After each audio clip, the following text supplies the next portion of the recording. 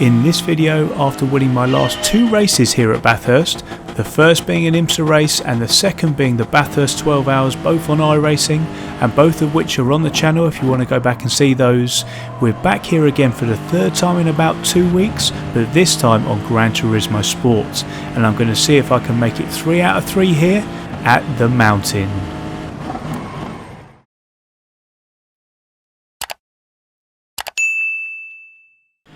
Hey guys, Eerie is here and welcome along to another video. If this is your first time here and you like watching all sorts of sim racing related stuff, then subscribe now and click the bell icon as well so you get notified of every video I upload and you don't miss a thing. So you join me here at Bathurst today. Now I felt reasonably confident here, which isn't surprising as I'd seen success, as I had mentioned earlier on in the intro to this video, on iRacing here at the mountain. But all that success was on iRacing. This is GT Sport and we all know they are very different beasts that require different skills to be successful. iRacing, due to the damage and penalty system, rewards consistency and patience, and GT Sport's damage and penalty system model is, well, yeah. Circulating here then in the pre-race lobby, I didn't do too many laps for reasons I just mentioned, and we managed to put in a 2:10.520, which for context was 1.6 seconds off of Tijni and 16th on my friends list, which I was happy with considering it's a long lap here in Australia and it's no mean feat coming that high up my friends list considering who is on there. So on to quali then, which was 6 minutes long this time. Not sure why this continues to fluctuate, just let us set our own fuel levels, Polyphony Digital, but anyway. They aren't going to listen to little old me, and this as a result worked out as 2 laps of fuel saving. Then I came in for some new boots. I fuel saved again then on my out lap, and I then came across the line to start my one and only shot at a hot lap here, which we're going to stay on board for, and I'll take you along showing you what I'm thinking for a lap here around the mountain. So as we cross the line here, we're going to pick our braking point here for the first corner, Hell Corner. Now if you get this right, you're supposed to have a later apex. I didn't get it quite right there, but it's important to get a late apex in so that you can get a slingshot all the way down the mountain straight here. So we're building speed, building speed. We're getting over the dip here, and then we're looking on the left hand side for that little bit of concrete, which is our braking point for the next corner here, Quarry Bend. Now it's important not to end up in that wall on the left hand side, but this quickly becomes another problem. You've got to straight line this and then brake in another straight line into the cutting. Try not to get a load of wheel spin on the way out, keep it tight here on the right hand side, coming through Griffin's Mount, and then again tight here. Try and keep it flat if you can. You can do really in these GR4 cars as we come through Repark and then Solman Park. Coming up and over the crest here through Mafilamy Park. It's really difficult here. You don't want to get onto that curb because it will fire you onto the left hand side and into that barrier, and then over the ridge of Skyline. Braking in a straight line, you can see my throttle inputs there. I'll have to correct a little bit, but we did okay here as we come down through the S's and the Dipper. Again, trying to brake in a straight line here for Forest Elbow. Get on the power earlier than you think, because although it's quite tight, it actually does open up a little bit there, and you need to get a very good slingshot all the way down the straight here. So we're on the fastest point of the track here, the Conrod Straight. Just again building speed all the way up, moving up to 7th gear here as we come through this section. We're going to use the concrete on the left hand side here to straighten up the right hander as we come into the chase. Braking at about 125 meters here, keeping it in 3rd gear. I run a little bit wide there, which isn't ideal, but you keep it in 3rd rather than increasing the chances of wheel spin in 2nd, and then get on the anchors hard around the 80 meter mark for the final corner, Murray's Corner, and then powering it all the way down, and then I come across the line with a 2 minutes 12.2, which ended up being 1.4 seconds off pole, but that was a monster lap by the guy who finished first there, so I'm not too worried about that. And as always, I'm going to try and run my own race here and see what we can get out of the mountain, which we are here for the 3rd time in a week at the time of filming. So moving on to the race session then, a nod first of all to the video's livery creator Richie for the Netflix inspired livery we are using today as we get underway here for the penultimate round of this latest Manufacturer Series race here at the mountain. So just waiting for the countdown here as the Aussie version of the British Red Arrows fly overhead. We're underway here for, as I say, the latest round here at Bathurst. Now we all know how wrong things can go here, and considering I've had the win in a couple of races on iRacing, the first one being the IMSA race and then following that up with a win alongside Rob and Alex in the Bathurst 12-hour race, all I want to do is to get in and out of here without any issue. So thinking of the overall goal here, which is to still stay at A+ and establish myself at that level, we are going to come into quarry for the first time. Keep your eye on the Jag up in front, who is going to, I think, get caught out by the fuel levels and cold tyres and end up in the barrier, something that we did last time out of the Red Bull ring, so we can't fault him for that. But what it's done here is promoted us up to 8th place.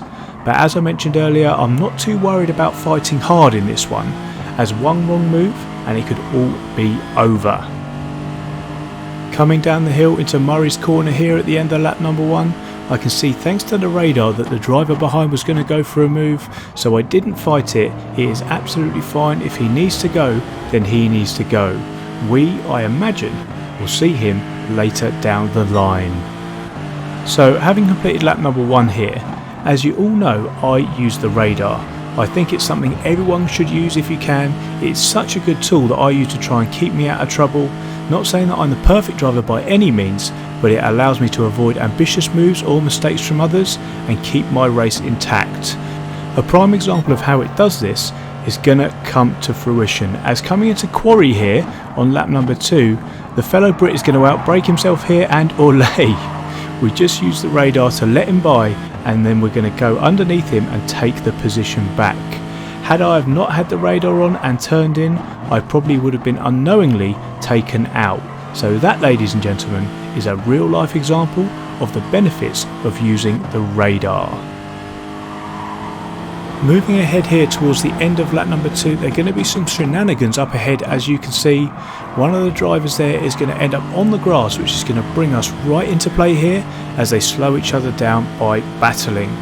Coming down the hill here into Murray's, we're just going to try and stay out of trouble here and just try and concentrate on our exit, which is going to bring us right into play as I get a much better drive, and we're going to be side by side here as we start lap number 3.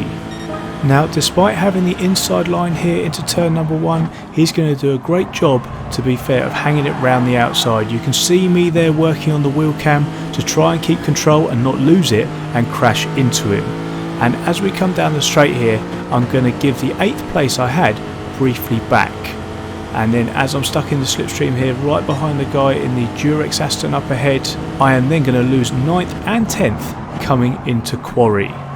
And now obviously to any racer, being overtaken is not good at all, and it's taking all of my might to not to start to get aggressive and start battling. But I'm trying to think of the bigger picture here. This race is 10 laps, so it's a 20-minute lap race, which is a long race by Gran Turismo standards, so there is plenty of time to regain those positions as long as I keep my head. Now I'm going to rejoin the action a little bit later here, where I'm going to take the opportunity to introduce the race. This race is the penultimate round, I believe, of this last Manufacturers Series exhibition season, before the pre-season, before the real season. Now there's lots and lots of seasons, so it's all very confusing. But anyway, we are here at Bathurst, as you will have seen, and in the Group 4 Lexus, which you would have all already worked out.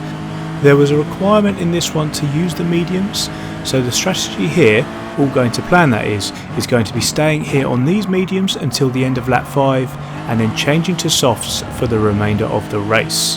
Now the reason that I started on mediums rather than the quicker compound softs is because I was starting in the mid pack thanks to my qualifying lap. So I wanted to be on the faster compound when we're out of all the traffic later on in the race, because at the start of the race cars are all naturally going to be bunched up. Now you will have seen that I've been biting at the heels of the Megane up in front here, something I don't usually do, but I felt quicker, and as you can see we were starting to lose time to the cars up in front, so I felt it was a situation where I needed to be more aggressive and making the move. I get a better run here than the front wheel drive Megane out of the cutting, meaning I have to hang it round the outside, but this then becomes the inside at Solman Park, and we take the position we lost earlier back, and up to 10th place we go. Moving ahead here to lap number 5, which was as stated our in lap.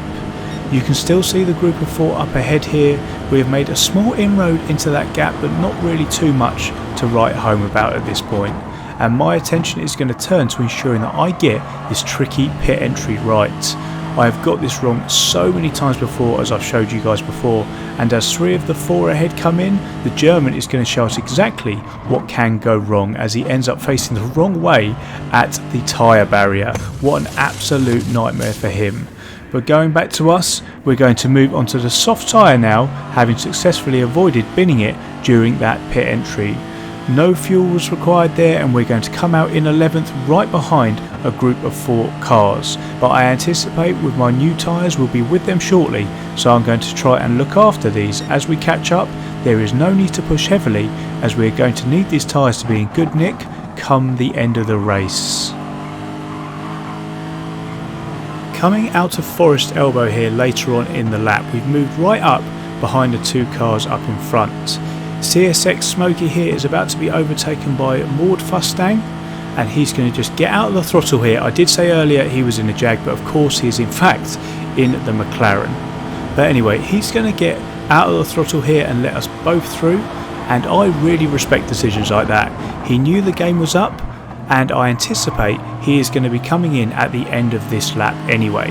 Let's just keep an eye on the radar here, see if he peels off, which he is going to.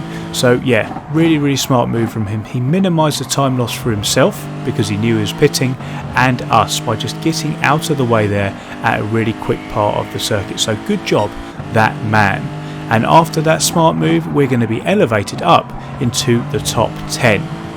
Now, remembering the decision Smokey made on the lap previous, we're going to see the opposite here from Maud Fustang. As you can see here, we've got a great run on him, and rather than just pulling over, saving us both time, he is going to go defensive into the corner, compromising his racing line and losing more time than he would just by letting us past. He is then going to go into the pits as well, so fighting that when he was going to pit literally on the next corner was completely pointless. It's not a massive deal, but something to think about, guys, when you're in that position. And with that, as we start lap number 8 here, we've got 3 laps to go and we're up to 9th place. As we come towards the end of the penultimate lap here, we haven't made too much time up on the group up in front, but one of the cars up ahead, the fellow Brit, is going to come in here. He must have been on a 2-stopper, soft and then swapping to the mediums on the final lap, but I'll never know that either way.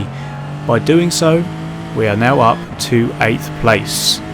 Now, there wasn't an opportunity unfortunately to catch up with the group in front on the final lap here, and I certainly couldn't get the 3rd win that I'd hoped for, but I'm going to come home and take a very satisfactory 8th place.